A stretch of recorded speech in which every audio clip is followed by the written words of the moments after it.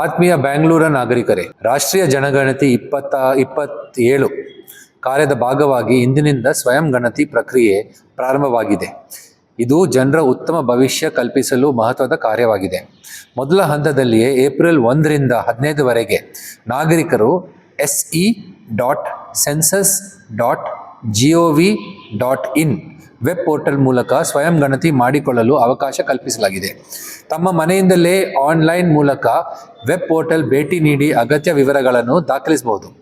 ಎರಡನೇ ಹಂತದಲ್ಲಿ ಏಪ್ರಿಲ್ 16ರಿಂದ ಮೇ 15ರವರೆಗೆ ಗಣತಿದಾರರು ಮನೆ ಮನೆಗೆ ಭೇಟಿ ನೀಡಿ ಮಾಹಿತಿಯನ್ನು ಪರಿಶೀಲಿಸಿ ಸಂಗ್ರಹಿಸಲಾಗುತ್ತಾರೆ.